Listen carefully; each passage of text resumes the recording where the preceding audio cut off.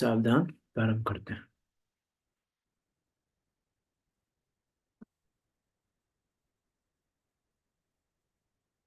जय श्री ओम नमः सिद्धेभ्य। नमो हरिहन्ताणं, नमो सिद्धाणं, नमो आयर्याणं, नमो वज्रायाणं, नमो लोहे सबसाहुणम्। मंगलम भगवान वीरो, मंगलम गौतमो गणि, मंगलम कुंद कुंदार्यो, जैन धर्मोस्तु मंगलम। सर्व मंगल मांगल्यम, सर्व कल्याण कारकम, प्रधानम सर्वधर्माणां, जैनम जयतु शासनम, जैनम जयतु शासनम।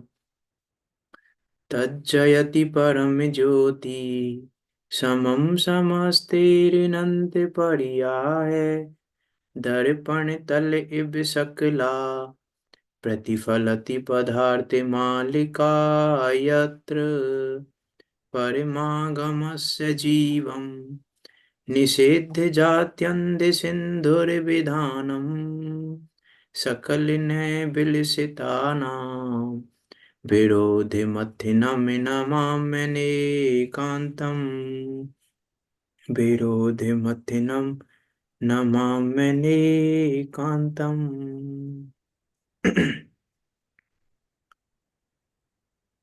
आचार्य अमृतसन देव द्वारा विरचित यह पुरुषा सिद्धि नामक ग्रंथ, जो कि हमें मोक्ष का मार्ग बता रहा है, मोक्ष का मार्ग दिखा रहा है, हमें वस्तु स्वरूप बता रहा है, हमें हमारे गायक को बता रहा है, सुखी होने का उपाय बता रहा है। 226 श्लोकों के माध्यम से सम्यक दर्शन ज्ञान चारित्र्य रूपी रत्नात्रय को प्रकट करने की विधि, रत्नात्रय का सेवन करने का उपदेश यहाँ आचार्य अमृतचंद देव हमें दे रहे हैं। ऐसे इस अद्भुत अनुपम ग्रंथ पर हमारी चर्चा चल रही है। सम्यक दर्शन अधिकार, सम्यक दर्शन की चर्चा, सम्यक दर्शन की चर्चा अर्थात अपने गायक की चर्चा, सम्यक दर्शन की चर्चा अर्थात अपने गायक भाव की चर्चा। वास्तव में तो सम्यक दर्शन के लिए और कुछ चाहिए ही नहीं, एकमात्र गायक भाव ही चाहिए। एकमात्र गायक भाव ही वास्तव में सम्यक दर्शन का जनक है। उसकी यहाँ बात कर रहे हैं। 8 अंगों की चर्चा चल रही है। 8 अंगों के माध्यम से कहना चाह रहे हैं कि इन 8 अंगों को अपने जीवन में प्रकट करो, जिससे सम्यक दर्शन हो सके। मीन ये 8 अंग नहीं है तो सम्यक दर्शन नहीं है, 8 अंग है तो सम्यक दर्शन है, ऐसी यहाँ बात कह रहे हैं। जिनके ये 8 अंग होते हैं वो सम्यक दृष्टि होते ही हैं। इसलिए इन 8 अंगों को अपने जीवन में प्रकट करें। ऐसी प्रयोजन के साथ, ऐसी प्रेरणा देते हुए आचार्य अमृतचंद देव यहाँ 8 अंगों का वर्णन कर रहे हैं। 23 नंबर का श्लोक चल रहा है हमारा निसंकित अंग पे। देखो क्या कह रहे हैं उसमें।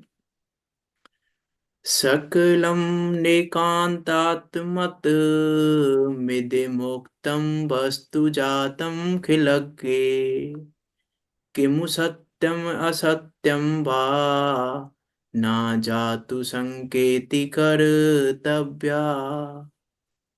यह वस्तु स्वरूप सर्वज्ञ देव के द्वारा कहा गया है और अनेकांत स्वभाव रूप है।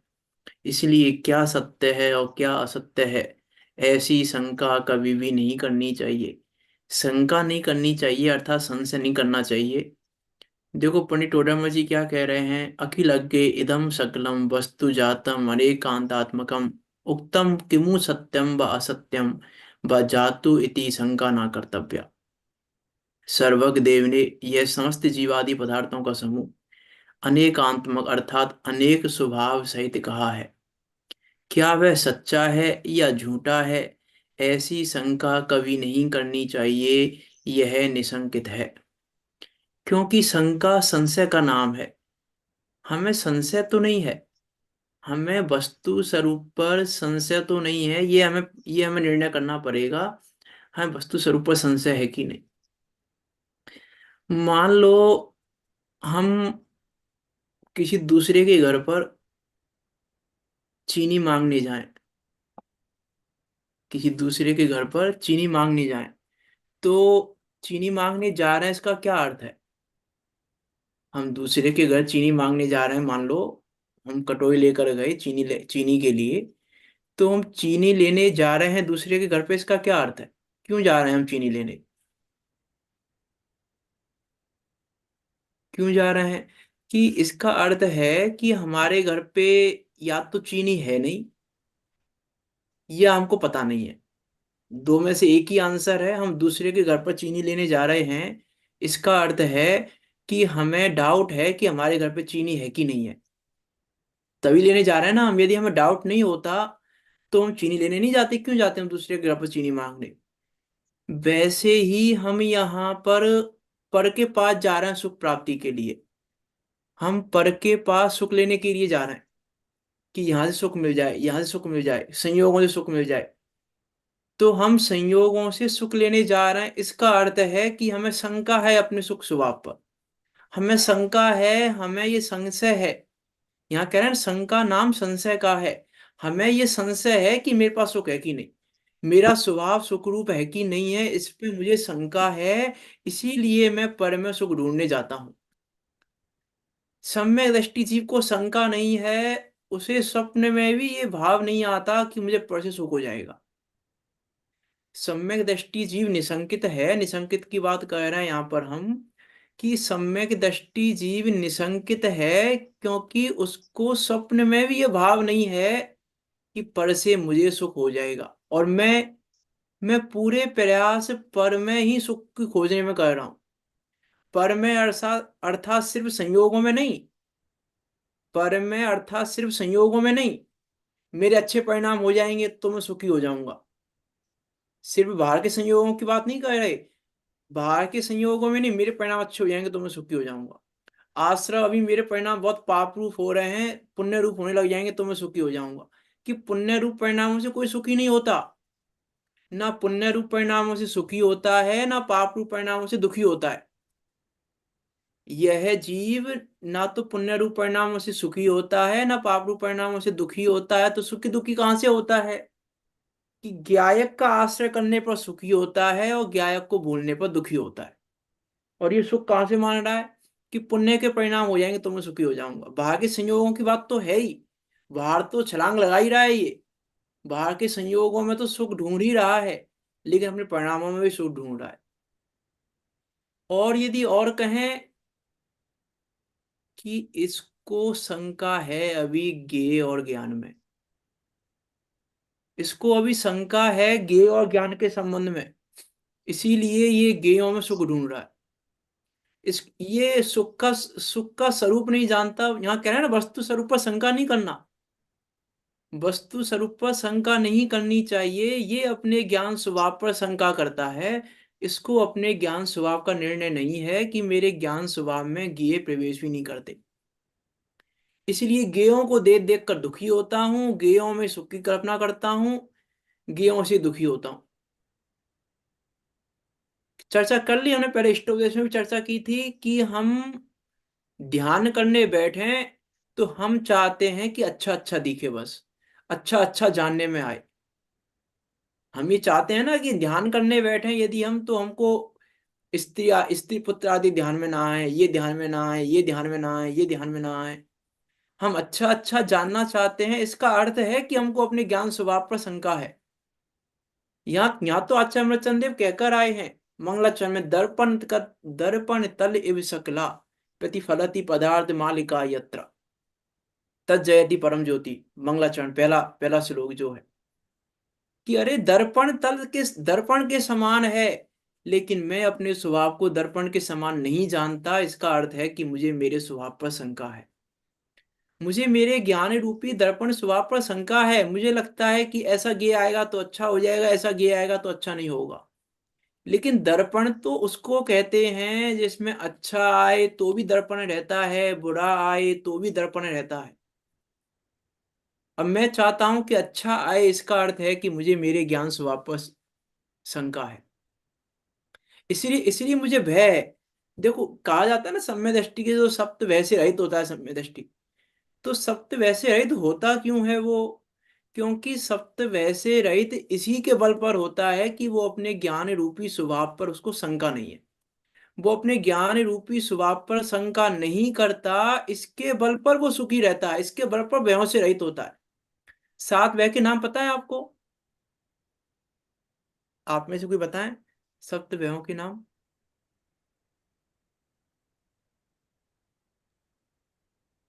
ये लोग ये कब है, लोग परलोक कब है? परलोक भय, हाँ। ये लोग भय, हाँ। परलोक भय, हम्म। अक्षमद है। अस्मत् भय, हम्म। परलोक। सात है, सात। क्या धीरज देखो, सुना संसार। देखो, इस लोक कब है, परलोक कब है, मरण मरण कब है, वेदना कब है, अनरक्षा कब है, अगुप्ती कब है और अकस्मात भय। ये यह सात लोक अलग। परलोक का भय है, अनरक्षा का भय है इसको, मरण का भय है इसको, वेदना का भय है इसको, अगुप्ती का भय है इसको, अकस्मात का भय है इसको। और ये सातों ही सातों प्रकार के भय का निवारण का उत्तर एक है बस। क्या एक भाव? हाँ, ज्ञायक भाव। वास्तव में तो जिनवाणी के प्रत्येक प्रश्न का उत्तर ही एक है, दूसरा उत्तर ही नहीं है। प्रत्येक प्रश्न का जो भी प्रश्न हो, हम सुखी कैसे होंगे कि ज्ञायक भाव, हम दुखी क्यों हो रहे हैं कि ज्ञायक भाव को भूल के, जो जितने भी प्रश्न है, आश्रय बंद क्यों हो रहा है ज्ञायक भाव को भूल के, सम्मान निजरा कैसे करें कि ज्ञायक भाव को देख, मोक्ष कैसे होगा कि ज्ञायक भाव में स्थिरता का। कि वास्तव में तो हर प्रश्न का एक प्रश्न अनेक उत्तर एक, ज्ञायक भाव। अरे वास्तव में आठों अंगों का जनक ज्ञायक भाव ही है। जब तक ज्ञायक भाव का आश्रय नहीं है तब तक ये आठों की आठों अंग प्रकट नहीं हो सकते। सुखी दुखी की कल्पना चलती रहेगी, सुखी दुखी की कल्पना चलती रहेगी बाहर में, लेकिन बाहर से सुख मिलेगा नहीं। जैसे मान लो किसी स्त्री को ऐसा लगे कि ये पति तो गरीब है, छोड़ दो इसको, तो सुखी हो जाएंगे हम। पति को छोड़ने के बाद, पति को छोड़ने के बाद दुखी रहती है, सुखी नहीं रहती पति को छोड़ने के बाद। क्योंकि वास्तव में पति का आश्रय है तब तक ही सुखी है, पति का आश्रय नहीं है तो सुखी नहीं रह सकती। पति से दूर का अर्थ है दुखी रहना। वैसे ही इस ज्ञायक स्वभाव का आश्रय जब तक रहेगा तब तक सुखी हैं हम, और जैसे ही ज्ञायक स्वभाव से दूर जाएंगे तो दुखी दुख है। तो क्या करें कि ज्ञायक स्वभाव का आश्रय करना, शंका क्यों करता है अपने ज्ञायक स्वभाव पर, अपने ज्ञायक स्वभाव पर शंका क्यों करें। हमको प्रति समय शंका है, क्या शंका है प्रति समय, कि मर नहीं जाए, मर नहीं जाए, मर नहीं जाए, मरण ना हो जाए हमारा। प्रत्येक जीव भयभीत है मरण से। प्रत्येक जीव, आप, हम, पूरा जगत भयभीत है किससे, मरण से। और पूरा जगत जानता है कि कटु सत्य है, पूरा जगत जानता है कि सत्य वो होना ही है, पूरा जगत जानता है। और जानने के होना ही है, होना ही है, ये जानता है, उसके बाद भी भयभीत है। कि पहली बात तो जब होना ही है तो भयभीत क्यों हो रहे हो, ये तो सिंपल बात है। जब होना ही है तो भयभीत किस बात का, जो होना ही है। जो जिस कार्य में संभावना हो कि ना हो, तो हम कुछ चिंता भी करें उसकी। लेकिन जो कार्य पूरा जगत कह रहा है ये तो होना ही है, ये नहीं, ये तो मरना ही है, उसके बाद भी भयभीत हो रहे हैं। और यहां से हम विचार करें कि मैं तो, कल हमने बात कही थी ना, नहीं जन्मू नहीं मरता, नहीं घटता नहीं बढ़ता, अगरु लघु रूप निज गायक, सहज जीवन हमारा है। कि मैं तो वो हूं ना, गायक, उसमें ना जन्म होता है ना मरण होता है, तो मैं क्यों क्यों भयभीत हूं। मैं मरण से भयभीत हो रहा हूं, इसका अर्थ है कि मुझे मेरे गायक स्वभाव पर शंका है। वस्तु स्वरूप में शंका है, मुझे मेरे गायक स्वरूप में शंका है, मैं मरण से भयभीत हो रहा हूं तो। अच्छा, मैं आपसे एक प्रश्न पूछूं। सम्यक दृष्टि जीव है, और सम्यक दृष्टि जीव के सामने यदि शेर आ जाए तो सम्यक दृष्टि जीव भागेगा कि नहीं भागेगा।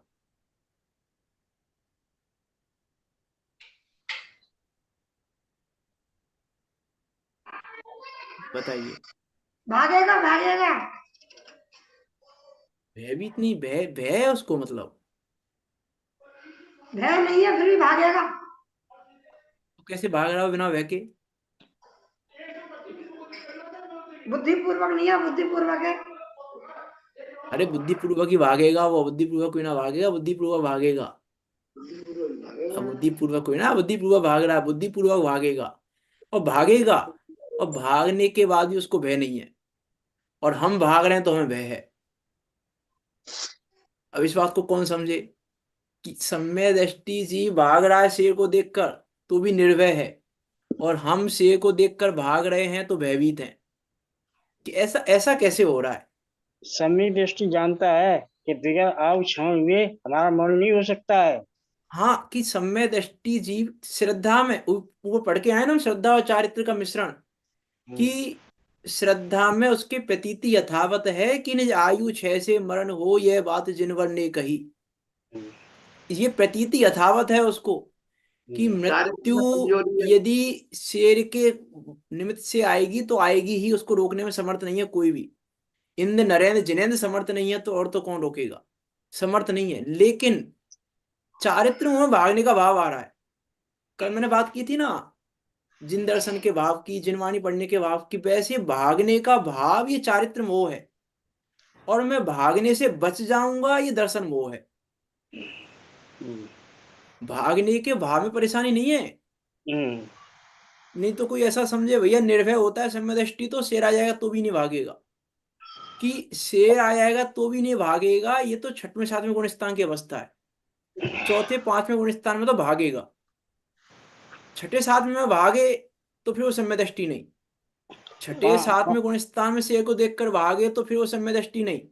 और चौथे पांचवें गुण स्थान में भाग रहा है तो भी सम्यक दृष्टि है। क्योंकि गुण स्थान प्रमाण भाव आता ही है। आज 5 संज्ञाएं लगी हुई हैं। आहार भय मैथुन परिग्रह। संज्ञा ये तो चार सभी होती हैं, पांच नहीं, संज्ञाएं चार। कहाँ है जी जी। चार संज्ञा होती हैं, आहार भय मैथुन 4 परिग्रह। संज्ञाएं बता रहे, आहार भय हाँ मैथुन कि परिग्रह। हाँ। आहार भय मैथुन और परिग्रह, ये हाँ 4 चार संज्ञाएं संज्ञाएं। हैं, और हम्म, चार संज्ञा है प्रति समय है। हम्म, चार संज्ञा तो प्रति समय है। तो हम्म। परेशानी संज्ञाओं से नहीं है, है परेशानी तो। संज्ञा से नहीं है, क्योंकि वो जो संज्ञा है ना वो तो प्रति समय है। आचार्य कुंद देव ने भावपाड़ में लिखा है कि वांछा होती रहती है, सदा जागती रहती है, ऐसा लिखा है वहां, सदा जागती रहे उसका नाम संज्ञा है। सदा जागती रहती है वांछा, सदा काल है, प्रति समय है वांछा। तो वांछा तो उसको भी हो रही है, वांछा भागने का भाव उसको भी होगा। ऐसा समझ के, ऐसा मत समझ लेना कोई शेर को देख के भाग रहा हो कि ये तो मिथ्या दृष्टि है। क्योंकि सम्य दृष्टि तो वैसे रहित होता है। कि मैंने इसलिए कहा था चारित्र के प्रवृत्ति के आधार से सम्य दर्शन का निर्णय नहीं हो सकता। और हमको प्रवृत्ति दिखाई देती है इसलिए निर्णय नहीं हो सकता। सम्य दृष्टि मिथ्या दृष्टि का निर्णय नहीं कर पाएंगे हम, क्योंकि प्रवृत्ति के आधार से, कि प्रवृत्ति के आधार से तो नहीं होगा। लेकिन श्रद्धा, श्रद्धा तो तुम्हें दिखेगी नहीं, तुम्हें आती होगी। या तो तुम निर्णय किसके आधार से करेंगे हम सम्य दृष्टि का, या तो ज्ञान के आधार से या चारित्र के आधार से। और ज्ञान के आधार से सम्य दर्शन का निर्णय नहीं होता, और चारित्र के आधार से भी सम्य दर्शन का निर्णय नहीं होता। सम्य दर्शन का निर्णय होता है श्रद्धा के आधार से। और हम निर्णय कहाँ कहाँ से करते हैं सम्य चारित्र सम्य दृष्टि का? या तो ज्ञान से या चारित्र। जो ऐसा कह रहा है, कह रहे छह ऑप्शन नहीं है उसका, इसलिए कह रहा है। छह ऑप्शन नहीं है इसलिए कह रहा है वो, छह ऑप्शन नहीं है इसलिए कह रहा है। अभी चर्चा आएगी, वात्सल्य में चर्चा करेंगे हम उसकी। आचार्य कुंद देव ने बहुत सुंदर बात की है, वात्सल्य में चर्चा करेंगे हम इस बात की भी, कि क्यों कह रहा है, कैसे कह रहा है। छह ऑप्शन के संबंध में यहाँ चर्चा नहीं कर रहे उसकी। तो क्या कह रहे हैं यहाँ तो, कि हम विचार तो करके देखें हमको क्या लगता है। दीक्षा लेके चले तो जाए हम जंगल में, लेकिन वहां कुछ हो गया तो ये दर्शन वो है। वहां कुछ हो गया तो ये दर्शन वो है। सम्य दृष्टि नहीं सोचता ये बात। अरे सम्य दृष्टि नहीं सोचता। अरे सेठ सुदर्शन अमावस्या की अंधकार की रात में शमशान में बैठ के सामायिक करते थे। अब विचार करके देखो, कितने वैसे रहित होंगे, कितने निशंकित होंगे तब। शमशान में अमावस्या के अंधकार में, पूर्णिमा के उजाले में भी नहीं, अमावस्या के अंधकार में कि 14 तो अमावस्या पे भी आएगी ना। तो उस रात्रि में वो वहां बैठकर सामायिक कर रहे हैं, तो निशंकित पने के बिना नहीं कर सकते, वहां निर्भय हुए बिना नहीं कर सकते। निशंकित की बात तो चली रही है, निर्भय हुए बिना वहां नहीं कर सकते सामायिक। निर्भय नहीं होगे तो नहीं कर पाएंगे। निर्भय है तो कर पा रहे हैं। उनको भय नहीं है मरण का, उनको भय नहीं है मरण का कि देखो, क्योंकि ये शरीर बना रहे इसका राग नहीं है उनको, और ये शरीर नष्ट हो जाए इसकी चिंता नहीं है उनको। अरे ये तो मेरी भावना में आती है ना लाइन, लाखों वर्षों तक जीऊं या मृत्यु आज ही आ जावे, अथवा कोई कैसा भी भय या लालच देने आवे, तो भी न्याय मार्ग से मेरा कभी न पग डिगने पावे। क्या है न्याय मार्ग? ये न्याय अपने ज्ञायक भाव से च्युत होना ही अन्याय है। न्याय मार्ग से नहीं हो पाए। मेरी भावना में न्याय का अर्थ सिर्फ सामान्य न्याय से नहीं है कि सामान्य न्याय से अर्थ लगाए हम उसका, कि नहीं, अन्याय अपने ज्ञायक भाव से बाहर जाना ही अन्याय है। न्याय मार्ग से चलित नहीं हो पाऊं मैं किसी भी भय से, कोई सा भी भय हो वो मेरे ज्ञायक भाव से मुझे चलित नहीं कर सकता। इसका नाम है निसंकित अंक, कि मेरे ज्ञायक भाव से मुझे चलित करने में समर्थ नहीं है।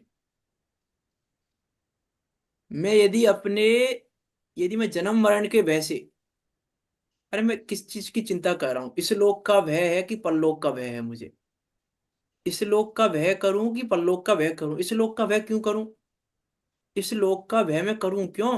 क्योंकि जो इस लोक में संयोग मिल रहे हैं वो होने योग्य हो रहे हैं, मिलने योग्य मिल रहे हैं, अपने समय पर मिल रहे हैं, तत्समय की योग्यता से मिल रहे हैं, और मिलेंगे ही। जो भी संयोग मिल रहे हैं अच्छे या बुरे, तो मैं किसके किसके लिए भयभीत हूँ कि बुरे संयोग नहीं आए, इसके लिए भयभीत हो जाऊं मैं कि बुरे संयोग नहीं आए, कि आते हैं तो आए, बुरे संयोग आते हैं तो आए, लेकिन बुरे संयोग मुझ में प्रवेश नहीं करते, क्योंकि मैं तो ज्ञायक स्वभाव हूँ, निर्मम स्वभाव वाला हूँ। निर्मम स्वभाव है मेरा, मुझे प्रवेश नहीं करते।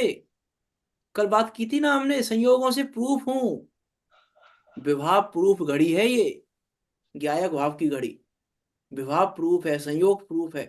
अरे कैसे कैसे शंका करूं मैं इसमें कि प्रवेश कर जाएंगे, ये दुखी कर देंगे, किस बात का भय? अरे आचार्य कुंदकुंद देव ने तो, कुंदकुंद देव ने, आचार्य अमृतचंद देव ने कलश लिखे हैं सप्तभयों पे। वहां तो उन्होंने क्या लिखा है कि अरे जिससे ये लोक मेरा है ही कहाँ, यह लोक मेरा है कहाँ जो मैं इस लोक के लिए भयभीत हूं। मेरा तो एक चैतन्य मात्र लोक है, मेरा तो एक ज्ञायक मात्र लोक है, उसके अलावा लोक है कहाँ जो मैं चिंता करूं? किस बात की चिंता चेतन करूं मैं, किस बात की चिंता करूं? लेकिन शंका है मुझे मेरे ज्ञायक स्वभाव पे। उत्तर पूरा एक ही है सारे प्रश्नों का, कि मुझे मेरे ज्ञायक स्वभाव पर शंका है। जितनी भी जितनी भी जितना भी दुख का कारण है वो इसी कारण है कि मुझे मेरे ज्ञायक स्वभाव पे शंका है। जितने भी भय का कारण है उसका भी कारण क्या है, एकमात्र कि मेरे ज्ञायक स्वभाव पे मुझे शंका है। ये ज्ञात स्वभाव पर शंका नहीं हो तो कहीं कोई परेशानी ही नहीं है, क्यों मेरा लोक तो ये है।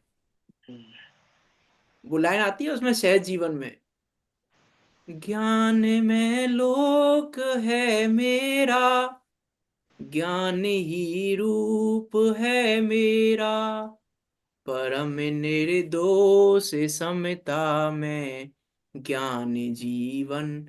हमारा जीवन तो ज्ञान है, और ज्ञान का अभाव होता नहीं, तो मेरे जीवन का अभाव होगा कैसे? नहीं होगा। आचार्य समर्थवत देव ने लिखा सम्यक दर्शन अधिकार में कि जिन्हें 10 प्राणों की तू चिंता करता है वो 10 प्राण तो तेरे है ही नहीं। जिन 10 प्राणों की तू चिंता करता है, 5 इंद्रिय के प्राण, श्वासोच्छ्वास मन वचन काया के प्राण, ये तो तेरे प्राण है ही नहीं। मेरा प्राण तो क्या है, क्या लिखा है मैं, पता है किसी आप में से किसी को याद हो क्या लिखा आचार्य समर्थवत देव ने?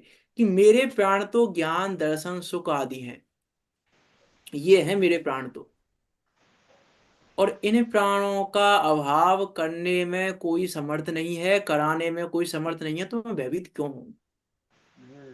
मैं भयभीत हो रहा हूं, इसका अर्थ है कि मुझे मेरे ज्ञान दर्शन सुख स्वभाव पर शंका है। यदि मेरे ज्ञान दसंग सुख स्वभाव पर मुझे शंका नहीं है तो मैं निर्भय हो जाऊंगा। मुझे किसी चीज का भय नहीं है। वेदना का भय, वेदना का भय है कि नहीं है? वेदना का भय, वास्तव में तो वेदना का भय ज्ञानावरण बंद कराता है। वेदना का भय है ना, वेदना का भय मुख्य रूप से ज्ञानावरण का बंद कराता है। बिल्कुल रुचि नहीं है। किसको कहते हैं वेदना, पता है आपको? पेट भरो खूब। किसे कहते हैं वेदना? थोड़ा सा एक अरे दो ये निकलने शरीर के कष्ट का नाम तो वेदना है ही नहीं। लगे बस। शरीर आप के कष्ट दोनों का नाम वेदना नहीं। आचार्य समत्वदेव ने लिखा, वेदना अर्थात जानना। वेदन। वेदन का अर्थ होता है जानना। हम्म, कि वेद, अब तो कष्ट को वेदना कहते तो हैं, कहते तो है ना शरीर में वेदना हो रही है। कि जय। ये जो शब्द है ना, शरीर में वेदना हो रही है, इस लाइन का अर्थ है कि शरीर में कष्ट का मुझे ज्ञान हो रहा है। शरीर में कष्ट जानने में आ रहा है, इस लाइन का अर्थ यह है शरीर में वेदना हो रही है। वास्तव में जिनवाणी में कष्ट को वेदना कहा ही नहीं है। जहां शरीर को वेदना कहा है वहां उसका अर्थ है कि शरीर में कष्ट का जान पना, शरीर में कष्ट का जानना हो रहा है, इसका नाम है शरीर में वेदना हो रही है। अब मैं जानने का भय कैसे करूं, ये तो स्वभाव है मेरा। मैं भय क्यों करूं इसका, वेदना का? और जिस शरीर के लिए मैं वेदना कर रहा हूं वो तो मेरा है ही नहीं। जिस शरीर को मैं अपना शरीर समझकर उस कष्ट को मिटाने का उपाय कर रहा हूँ, कष्ट ना हो जाए इसके लिए उपाय कर रहा हूँ, इस शरीर में इस सार समाज में लगा हुआ हूँ कि कष्ट ना हो जाए, कष्ट ना हो जाए, कष्ट ना हो जाए, उसके बाद भी कष्ट होगा। योग्यता प्रमाण होगा, तत्समय की योग्यता अनुसार होगा ही। कौन रोक सकता है कष्ट को? हम विचार करके देखें कैसे, कौन रोक सकता है कष्ट को उसको? हम बिल्कुल बराबर खा रहे हैं, पी रहे हैं, हर चीज में बिल्कुल बराबर सब चीज रख रहे हैं, कोई ढील नहीं दे रहे हैं, उसके बाद भी कष्ट हो रहे हैं ना, रोग आ रहे हैं ना। उसके बाद भी हम सब कुछ नपा तुला खा रहे हैं, क्या कितना खाएं, कैसे खाएं, कब खाएं, सब सब सब कर रहे हैं, उसके बाद भी कष्ट आ रहे हैं ना। तो जो चीज आ ही रही है, चाहने पर भी आ रही है, नहीं चाहने पर भी आ रही है, उससे मैं भयभीत क्यों हूं? उससे भयभीत होने का अर्थ है कि अपने गायक स्वभाव को नहीं जानता, इसलिए भयभीत हूं मैं वेदना से। इसीलिए मुझे वेदना का भय है, और दूसरा वेदना का कोई कारण ही नहीं है। अरे ये सम्यक दृष्टि जीव तो क्या करता है, क्या किसका वेदन करता है? प्रति समय अपने ज्ञान का ही वेदन करता है। स्व संवेदन ज्ञान है। हाँ, आचार्य समंतवत आचार्य अमृतचंद देव ने जो सात सप्तव्ययों के कलश लिखे हैं ना, सप्तव्ययों के कलश में एक लाइन कॉमन है सारे कलशों में। निसंक सत्यतम संयम से सहजम ज्ञानम सदा विन्दति। निसंक सततम सहजम, निसंक ज्ञान। सततम संयम से सहजम ज्ञानम सदा विन्दति।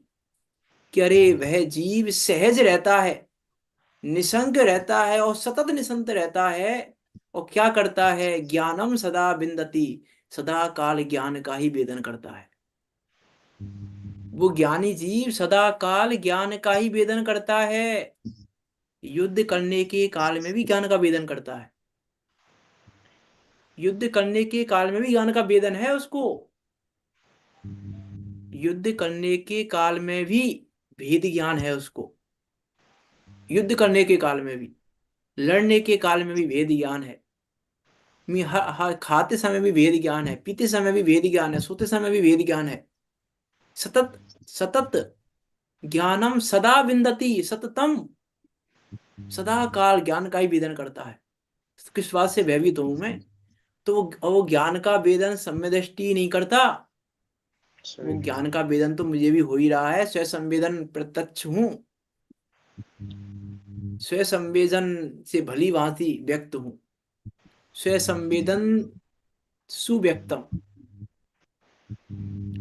कहाँ पढ़ी थी हमने ये लाइन? इस हितोपदेश में ही पढ़ी थी। हाँ, इष्टोपदेश में पढ़ी थी। आत्मा के नहीं, 5 विशेषण पढ़े थे जब। स्व हाँ, संवेदन सुव्यक्तम सततम। निर्मल कि स्व संवेदन। संवेदन आ रहा है ना, मेरे वेदन में भी आ रहा है, तो मैं दुखी क्यों हूँ? किस बात के लिए भयभीत हूँ? क्यों शंका करूं मैं अपने स्वरूप पर? मैं अपने स्वरूप पर शंका करूं तो करूं कैसे? शंका करने का स्थान ही नहीं है। क्यों नहीं है? क्योंकि मुझे भय भय नहीं है। क्योंकि वेदना का भय कैसे करूं, वो तो जानने में आ रहा है। और जो कष्ट है वो कष्ट मुझे होता नहीं, कष्ट मुझे छूता नहीं, क्योंकि मैं निर्मम स्वभाव वाला हूँ।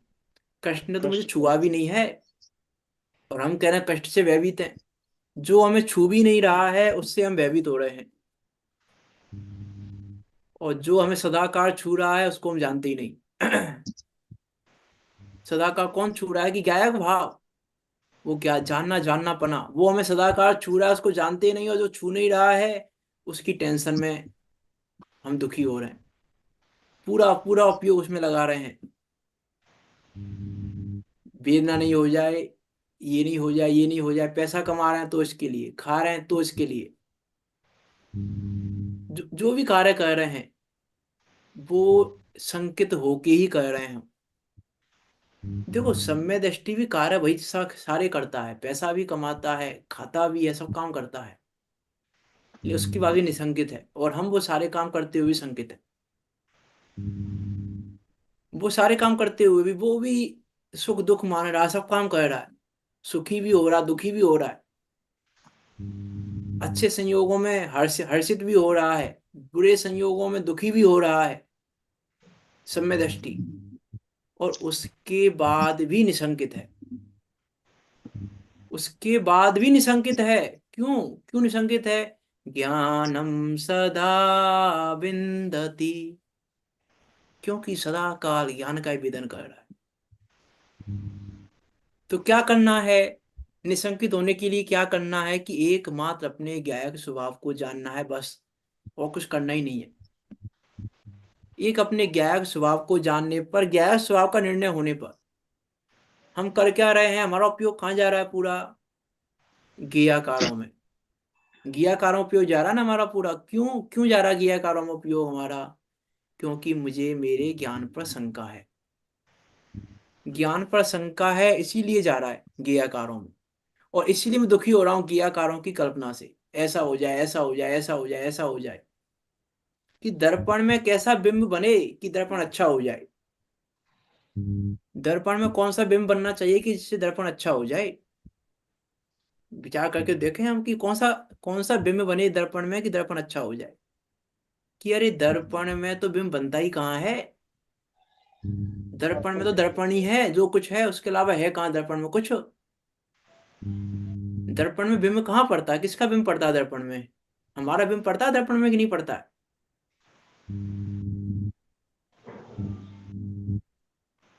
प्रतिबिंबित तो होता दर्पण है। में गे होते हैं कि नहीं होते हैं?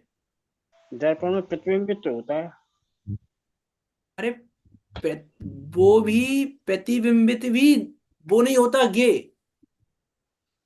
ये तो नहीं है, ज्ञान में गे तो प्रतिबिंबित होते हैं। कि ज्ञान में गे प्रतिबिंबित नहीं होते, ज्ञान में गे ही प्रतिबिंबित होता है। लेकिन जो गे, जिसको कहा ना गे प्रतिबिंबित होते हैं, वहां भी आकार तो ज्ञान का ही है। गे हाँ, गे आकार का तो आकार भी नहीं है वहां पे। गे ज्ञानाकारी है। गे की बात तो बहुत दूर की है, वहां गे का तो कुछ भी नहीं है, कुछ भी। गे आकार होता है, उसी उसको जो गे झलकते हैं या दिखते हैं गे, अरे, तभी तो ये इसका नाम गे ये आकार है। तो झूठी बात है। ये झूठी बात है कि ज्ञान में गे झलकते हैं। नहीं, झलकते नहीं, प्रतिबिंबित होते हैं। अरे, प्रतिबिंबित होते हैं, ये भी झूठी बात है। ज्ञान हाँ, में गे प्रतिबिंबित होते हैं, ये बात भी झूठी है। ज्ञान में गे प्रतिबिंबित होते हैं। कि ज्ञान में ज्ञान में ज्ञानाकारी तो होता है। वास्तव में ज्ञान ही है, उसके अलावा कुछ है ही नहीं। गे का तो कुछ है ही नहीं। ये तो व्यवहार भाषा है कि गे प्रतिबिंबित होते हैं। हाँ, विवाह से। क्योंकि महिमा तुम्हें गे की है, ये गे के आधार से बता रहे हैं गे प्रतिबिंबित होते हैं। गे तो कुछ होते ही नहीं। मैं दर्पण के सामने खड़ा हूं तो मैं तो दर्पण में नहीं हूं, लेकिन मेरा बिंब तो प्रतिबिंबित हो रहा है ना दर्पण में। हम्म, दर्पण में मेरा बिंब दिख रहा है कि नहीं दिख रहा है? हम्म, दिख रहा क्या है कि नहीं होता दिख है? रहा दर्पण में मेरा बिंब? दिख रहा है, दिख रहा है। अरे दर्पण में मेरा बिंब दिख रहा है, यही हमें दर्पण के स्वभाव पर शंका है हमें, कि दर्पण में मुझे मेरा बिंब दिख रहा है, तो यदि कि दर्पण में तो दर्पण ही दिख रहा है, दर्पण में तो मैं दिख ही नहीं वो भी रहा दिख हूं, रहा है। मेरा बिंब ही नहीं है दर्पण में। दर्पण में बिंब नहीं है मेरा, दर्पण में दर्पण का ही बिंब है बस। एग्जाम्पल दिया था मैंने एक पहले इष्टोपदेश की चर्चा में, शक्कर के खिलौने का, कि हाथी तो वहां है ही नहीं, लेकिन हाथी का आकार भी नहीं है, आकार शक्कर का है, हाथी का आकार नहीं है। ये तो समझाने के लिए कहा जाता है, देखो हाथी का आकार है, आकार भी नहीं है हाथी का, आकार भी शक्कर का ही है। वैसे ही ज्ञान में जो कुछ भी जानने में आ रहा है वो सब ज्ञान ही है, उसके अलावा है कहाँ वहां पे कुछ। ये तो बहुत व्यवहार की भाषा है, गे प्रतिबिंबित होते हैं, गे जानने में आते हैं, गे झलकते हैं। ये तो व्यवहार की भाषा है, ज्ञान में ज्ञान के अलावा कुछ है ही नहीं। ये शंका ही मत कर कि गे का प्रतिबिंब भी झलकेगा, ये शंका में दुखी हैं हम। इसी शंका में तो हम दुखी हैं। जैसे मान लो, एक एग्जाम्पल दूं मैं आपको, बहुत ज्यादा, मान लो गर्मी के दिन है, और हम शाम के समय बहुत आए पसीने से नहाए हुए बहुत ज्यादा, और गर्मी बहुत ज्यादा है, तो हमने कहा चलो भाई थोड़ा सरोवर में नहाए आते हैं, तालाब में नहाए आते हैं थोड़ा सा। तो हम गए उधर, रात्रि हो गई थी, शाम का टाइम था, रात्रि हो गई थी। अब हम प्रवेश करने वाले थे, तभी हमने देखा कि अरे इसमें तो बहुत सारे तारे दिख रहे हैं, चंद्रमा दिख रहा है हमको। अरे भैया हम तो नहीं जा रहे अंदर, कोई चंद्रमा कोई तारा टकरा गया हमारे सिर से तो वहां पे चंद्रमा तारे हैं क्या? नहीं है। कि चंद्रमा तारे तो नहीं है, लेकिन चंद्रमा तारे का आकार तो है ना, आकार है कि नहीं चंद्रमा तारे का? नहीं है। कि अरे चंद्रमा और तारे आए कहाँ वहां पे, आकार भी नहीं है। यदि आकार भी मानोगे तो भी दुखी हो जाएंगे कि चंद्रमा तारे तो ही आकार तो है, लेकिन मैं तो नहीं जा रहा भैया, आकार से टकरा गया मेरा सिर तो। कि अरे वहां पानी के अलावा कुछ है ही नहीं, वहां तो मात्र पानी ही है, पानी के अलावा कुछ भी नहीं है। तो कहां से आए चंद्रमा तारे? चंद्रमा तारे झलक रहे हैं, ये बात ही झूठी है। वास्तव में तो पानी ही झलक रहा है। यथार्थ बात तो यह है, परमार्थ तो यह है, भूतार्थ तो यह है, कि ज्ञान में ज्ञान ही झलकता है वास्तव में। तो ये झलकते हैं, ये तो बाहर की भाषा है। वास्तव में तो गेहूं का, चंद्रमा तारे आ गए क्या वहां पे आकार देने? चंद्रमा तारे का आकार आ गया वहां पे, कि चंद्रमा तारे आ गए? क्या आ गया चंद्रमा तारे का? ना चंद्रमा तारे आए हैं, ना चंद्रमा तारे का आकार आया है।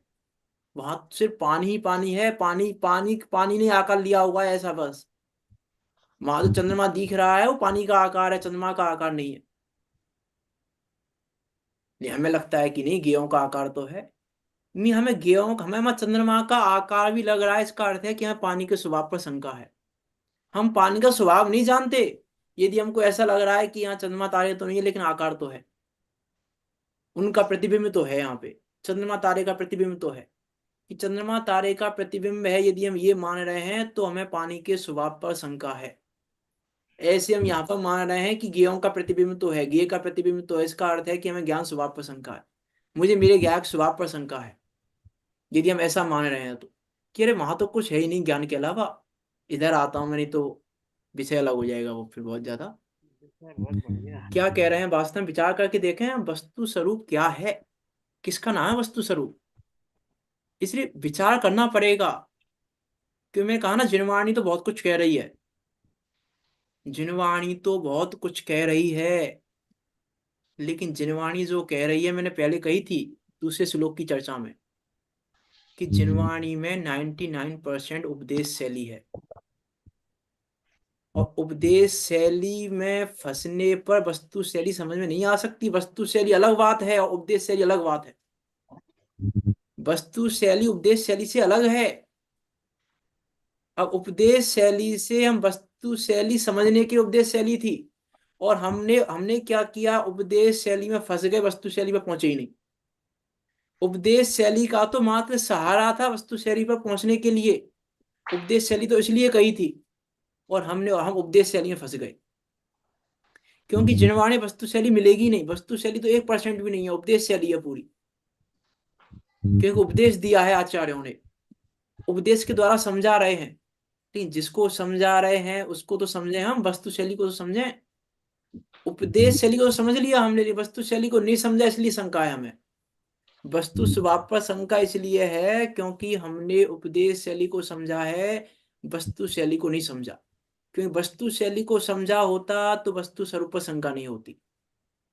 हमको वस्तु स्वरूप पर शंका का कारण ही यही है कि हम उपदेश शैली में फंसे हुए हैं। और जब तक उपदेश शैली से वस्तु शैली पर नहीं पहुंचेंगे, उपदेश शैली में अटके रहेंगे, तब तक शंका का निवारण नहीं हो सकता, तब तक निशंकित नहीं हो सकते। और जब तक निशंकित नहीं हो सकते तब तक सम्यक दर्शन भी नहीं हो सकता। कि निशंक ये 8 अंग पात्रता है सम्यक दर्शन की, कहा था मैंने परसों। ये 8 अंग सम्यक दर्शन की पात्रता है। यदि 8 अंग नहीं है तो सम्यक दर्शन की पात्रता नहीं है हमारे पास। अभी पात्रता नहीं है हमारे पास। ज्ञायक तो मैं तब भी हूं, लेकिन अभी पात्रता नहीं है यदि 8 अंग नहीं है तो। इसीलिए यहाँ 8 अंगों का वर्णन कर रहे हैं आचार्य मत्स्येंद्र देव की पहले ये पात्रता जगाओ अपने अंदर, निशंकित पन्ने को जगाओ कि क्या है वास्तव में वस्तु स्वरूप। अरे किसी ने कुछ कहा, किसी ने कुछ कहा और हम कंफ्यूज हो गए, इसका अर्थ है कि हमें शंका है वस्तु स्वरूप पर। निर्णय नहीं है। निशंकित अंग आता है निर्णय से। निशंकित अंग आता है निर्णय से कि निर्णय करो फिर वस्तु स्वरूप है क्या। वो निर्णय जब तक नहीं होगा तब तक निशंकित पना नहीं आएगा। निशंकित पने का अर्थ है निर्णय। जब तक वस्तु स्वरूप का निर्णय नहीं है तब तक निशंकित पना नहीं हो सकता, जब तक शंका है हमको वस्तु स्वरूप में। इसीलिए हम विचार करके देखें वास्तव में सम्यक दृष्टि निशंक किस प्रकार से है। क्योंकि सम्यक दृष्टि ने क्या किया है, बस एकमात्र अपने ज्ञान स्वभाव को जाना, उसके अलावा क्या किया है। तो निशंकित क्यों है, क्योंकि पूरे निशंकित पने की जड़ ही, मूल ही ज्ञायक पना है। निशंकित पने का मूल ही ज्ञायक पना है और कुछ है ही नहीं ना। हमको लग रहा है ये जाना तो निशंकित हो जाएंगे, ये जानना तो निशंकित हो जाएंगे, ये जानना तो निशंकित हो जाएंगे। कह रहे जानने का नाम निशंकित पना है ही नहीं। निशंकित पना तो विश्वास का नाम है, निशंकित पना तो श्रद्धा का नाम है। सिर्फ बूटी मियां नहीं जानते थे तो निशंकित नहीं थे वो। हमको लग रहा है ये जानना तो निशंकित हो जाएंगे, ये जानना तो निशंकित हो जाएंगे, ये जानना तो निशंकित हो जाएंगे। कि जानने से निशंकित नहीं हुआ जाता, श्रद्धा से निशंकित हुआ जाता है। जानने से निशंकित नहीं हो सकते हम, श्रद्धा से निशंकित होंगे। वस्तु स्वरूप पर विश्वास है कि नहीं, मूल बात यह है कि हम वस्तु स्वरूप पर विश्वास है कि नहीं, मात्र बस। वस्तु स्वरूप पर विश्वास है तो निशंकित है, वस्तु स्वरूप पर विश्वास नहीं है तो निशंकित नहीं है। अब हमें वस्तु स्वरूप विश्वास ही नहीं है, वस्तु स्वरूप पर हमें वस्तु स्वरूप पर विश्वास नहीं है, इसलिए हम दुखी हो रहे हैं। ये अन्याय है हमारा। ये अन्याय है हमारा। जैसे जगत में कोई अन्याय करे, जैसे मान लो कहीं रेड पड़ी किसी के घर पे, तो दुखी होगा कि नहीं होगा इसके घर पे रेड पड़ी है। दुखी कौन होगा, जो नंबर 2 का काम करता होगा। जो नंबर 2 का काम करता होगा वो दुखी होगा, जिसका पूरा काम नंबर 1 का ही है और उसको कोई शंका नहीं, निशंकित है, निर्भय है वो, उसको कोई भय नहीं है। रेड पड़ रही है, हाँ आ जाओ ये चेक कर लो। निशंकित है और निर्भय है। निशंकित होने पर निर्भय पना आता है। वो निशंकित है, उसको चिंता नहीं है। बहुत से उदाहरण आते हैं। पंचम का उदाहरण, अभी का उदाहरण, कुछ समय पहले का उदाहरण है, अभी नहीं है। वो साधर्मी, मुंबई के साधर्मी थे। एक सराफे का बिजनेस था उनका, किसका बिजनेस था, कोई बड़ा बिजनेस था, बहुत बड़ा। और उनके घर पे इनकम टैक्स वाले की रेड पड़ी। लिखेंगे तो सही तो होएगा। वो इनकम टैक्स वाले तो सब खोदा खादी जो फूटा फाटी जो कर रहे हैं सब कर रहे हैं, और वो आराम से बैठ के अपना काम कर रहे हैं, कोई प्रॉब्लम, उनको चिंता नहीं है। और जैसे ही शाम को 4:30 बजे, हम तो मन से 30 तो उन्होंने क्या कहा उन इनकम टैक्स के ऑफिसर से, मीन से वास्तव में निशंक पना किसके बल पे है। उन्होंने बोला उन इनकम टैक्स के ऑफिसर से कि भैया देखो, अभी मेरे खाने का लिख टाइम के हो गया, मैं खाना खाने जा रहा हूँ, आप सब कुछ सील कर जाओ, सब कुछ सील कर जाओ, आप सुबह आके चेक कर लेना, अभी चेक नहीं कराऊंगा मैं और आपको, मेरे खाने का टाइम हो गया, मुझे जाना है, अब मैं नहीं रुक सकता यहाँ पे। आप सील कर दो। हम ये नहीं हमको हेरा फेरी करना चाह रहे हैं, आप सील करके चले जाओ सब कुछ, इस कारखाने को पूरे को सील करके चले जाओ, हमें कोई परेशानी नहीं है, लेकिन आप कल सुबह आना। अब हमारे घर पे रेड पड़े यदि, तो हमें इतनी दम है कहने की? विचार करके देखें। मीन्स मैं ये कहना चाह रहा हूं बस कि निशंक कौन होगा? जो न्यायपूर्वक काम कर रहा होगा, और निर्भय भी निशंक पने के साथ आएगा। निर्भय है, उसको भय नहीं है, कि उसको पता है पूरा काम नंबर 1 का है, कुछ भी नहीं कर पाएंगे ये, भय ही नहीं है उसको, क्योंकि निशंक है वो, शंका ही नहीं है उसको, कोई नंबर 2 का है ही नहीं ना मेरे पास, तो मैं शंका क्यों करूं, किस बात की शंका करूं? वैसे यहाँ मेरे गायक स्वभाव में कुछ है ही नहीं ना नंबर 2 का, तो कुछ हो ही नहीं रहा है ना इसमें, तो मैं शंका क्यों करूं, किस बात की शंका करूं, किस बात का भय करूं मैं? क्यों भयभीत हूं मैं? किस बात की भयभीत हूं, किस कारण से भयभीत हूं? क्या कारण इससे मैं भयभीत हो जाऊं? कि वास्तव में जगत में कोई कारण ही नहीं है भयभीत होने का। किसके लिए? जो अपनी गायक स्वभाव को जानता है उसके लिए, उसके भयभीत होने का कोई कारण नहीं है, और मिथ्या दृष्टि के लिए सारे कारण भयभीत होने के हैं।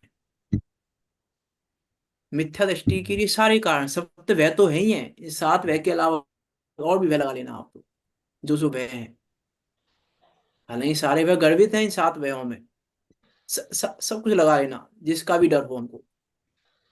हमको बीमारी का भय है, ठंड लगने का भय है, गर्मी लगने का भय है, सर्दी लगने, जो भी भय है हमको, वो भय एक अपने ज्ञायक स्वभाव को ना जानने के कारण है, अपने ज्ञायक स्वभाव में शंका होने के कारण है, कि शंका है मुझे मेरे ज्ञायक स्वभाव में। कि ज्ञायक स्वभाव में यदि शंका नहीं है तो कहीं कोई परेशानी नहीं है। क्योंकि हम बीमार हो रहे हैं तो हमको लग रहा है मैं बीमार हो गया, कुछ भी हो रहा है तो हमको क्या लग रहा है मैं, क्योंकि ममत्वपना है ना वहां पे। शंका है मुझे ममत्व स्वभाव में, शंका है मुझे ममत्व में, शंका है मुझे कर्तृत्व में, क्योंकि स्वामीपना है। ऊपर उदाहरण दिया था ना गुमास्ता और सेठ का, क्योंकि वो मुनीम को स्वामीपना नहीं है इसलिए वो परेशान नहीं है, और सेठ को स्वामीपना है इसलिए वो परेशान है। हमें हमें शंका किस बात की है? हमको लगता है कि हम स्वामी हैं इनके, इसके, हम संयोगों के स्वामी हैं, हम अपने परिणाम के स्वामी हैं, हम कुछ करने के स्वामी हैं। स्वामी का अर्थ कुछ हम कर सकते हैं, स्वामी का अर्थ है हम कुछ चेंज फेंज कर सकते हैं, कुछ बदलाव कर सकते हैं, इसका नाम है स्वामी होना, स्वामित्वपना मानना। तो हमको लग रहा है कि हम स्वामी हैं, किसके स्वामी हैं? अपने परिणामों के स्वामी हैं। मैं बोलने का स्वामी हूँ, मैं जैसा बोलना चाहूँ वैसा बोल सकता हूँ।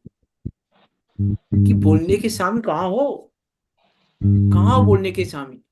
अब भय नहीं रहा, बोलने का स्वामी नहीं हूं ना, तो मैं भय क्यों करूं कि गलत ना बोल जाए? कैसे बोल जाएगा गलत? योग्यता के अनुसार बोलेगा, जो बोलेगा वो बोलेगा, योग्यता अनुसार बोलेगा। मैं भयभीत क्यों हूं? मैं भयभीत किस लिए हूं? जैसे मान लो पोस्टमैन है, कोई ठीक है, ले पोस्टमैन है, उसमें जो मनी ऑर्डर आया किसी का, वो क्रिया किसी का मनी ऑर्डर आया, मनी, अब आजकल तो मनी ऑर्डर नहीं आते, पहले आते थे मनी ऑर्डर, कि मनी तो ऑर्डर आया। पढ़ाई एक तो विशेष किसी का 10 रुपए का मनी ऑर्डर आया, किसी का 100 रुपए का आया, किसी का 1 लाख का आया, किसी का 1 करोड़ का आया। अब वो किसी को 10 रुपए का मनी ऑर्डर दे रहा है, किसी को 100 का, किसी को लाख का, किसी को करोड़ का। उसकी फीलिंग में कुछ चेंज हो रहा है क्या? पोस्टमैन की फीलिंग में, कि पोस्टमैन की फीलिंग में कुछ चेंज नहीं हो रहा है। क्यों नहीं हो रहा है चेंज? उसको पता है 10 रुपए का मनी ऑर्डर भी मेरा नहीं है, 100 का भी मेरा नहीं है, लाख का भी मेरा नहीं, करोड़ का भी मेरा नहीं है, मेरी तो मेरी सैलरी है बस। गुमास्ता की तरह मान लो मुनीम ही है, और क्या है पोस्टमैन। जैसे मुनीम का एग्जाम्पल दिया था ऊपर, वैसा ही उदाहरण है कि उसको पता है ना 10 का मेरा, ना लाख का मेरा, ना करोड़ का मेरा, मेरी तो मेरी सैलरी है बस, उसके अलावा मेरा कुछ भी नहीं है। इसकी उसकी फीलिंग में कोई चेंज नहीं है, कि 1 करोड़ देने पर कुछ अलग फीलिंग आ रही हो, और 10 देने पर कोई अलग फीलिंग आ रही हो, कि चेंज नहीं हो रहा है। क्योंकि विशेष निशंक है, वो जान रहा है कि 1 करोड़ दे रहा हूं तो भी मेरी नहीं है 1 करोड़, और 10 दे रहा हूं तो भी 10 मेरे नहीं है। 10 दे रहा हूं तो मेरी 50,000 रुपये की सैलरी, मेरी 50,000 रुपये की सैलरी ही है। मैं 10 का मनी ऑर्डर दूं चाहे 1 करोड़ का मनी ऑर्डर दूं, मेरी तो मात्र 50,000 रुपये की सैलरी है, वो सैलरी मेरी है बस। तो उसको निशंक है वो। अब उसको चिंता नहीं है 10, अरे मैं 10 रुपए का मनी ऑर्डर दे रहा हूँ बस, ऐसा नहीं हो इस महीने सैलरी कम हो जाए मेरी, उसको ये शंका नहीं है। 1 करोड़ का दे रहा हूँ तो इस बार मेरी सैलरी बढ़ जाएगी, ये शंका नहीं है उसको, ना घटने की शंका है ना बढ़ने की शंका है, क्योंकि स्वामीपना नहीं है उसका उसके प्रति। उसका स्वामीपना अपनी सैलरी में है, इसीलिए उसको शंका नहीं है। वैसे ही मेरा स्वामीपना मेरे जान पने में है, इसलिए मुझे शंका नहीं है। मेरा स्वामीपना मेरे गायक पने में है, इसलिए मुझे शंका नहीं है। इसलिए यहाँ कहना है कि शंका मत कर गायक स्वभाव पर, कि गायक स्वभाव में कुछ हो जाएगा, कुछ तो हो जाएगा, कुछ तो करना पड़ेगा, कुछ तो करना पड़ेगा। राग द्वेष तो दूर करने पड़ेंगे, राग द्वेष दूर करने पड़ेंगे, यही तेरी शंका है कि राग द्वेष दूर करने पड़ेंगे, ये ही तेरी गायक स्वभाव में शंका है।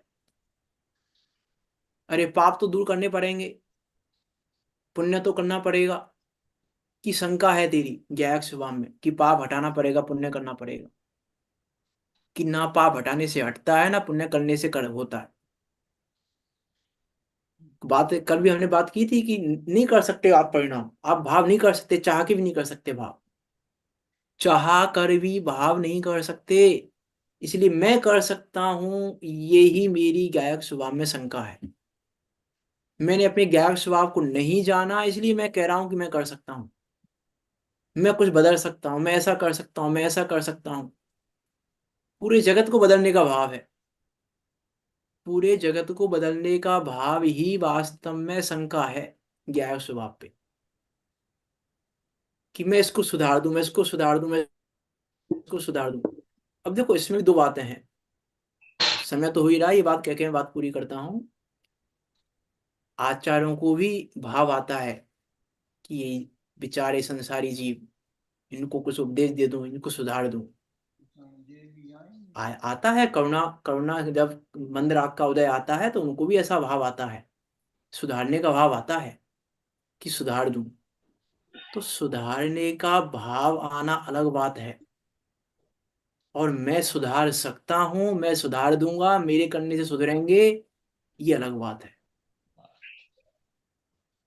ये अलग बात है, सुधारने का भावना अलग बात है। वो तो वहां पे भी मंद राग का उदय उसमें भी आ सकता है, उस योग्यता पैमाने। छठे गुण स्थान में भी ऐसा भाव आ सकता है, चौथे पांचवें की बात तो बहुत दूर की है, छठे गुण स्थान में भी सुधारने का भाव आ सकता है।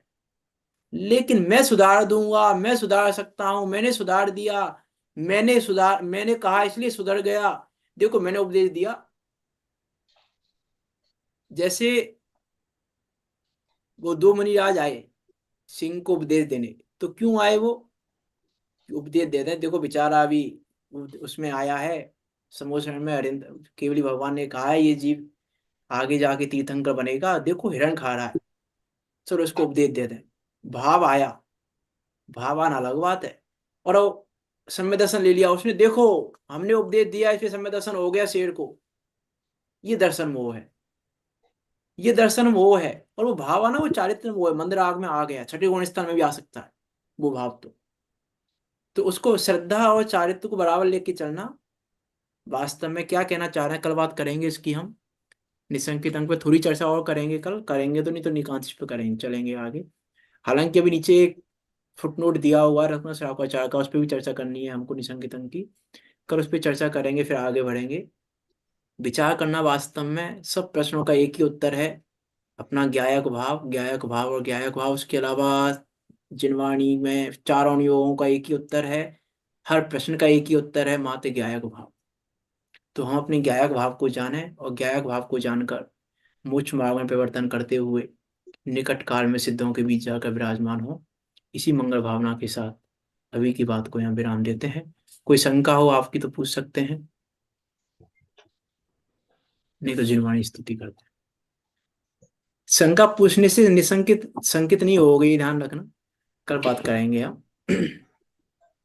निज निधि निज में बताई, यह अनंत उपकार है, उसके लिए जिन्हें वाणी माँ को बंदे ना सते बारे है, माँ बंदे ना सते बारे है।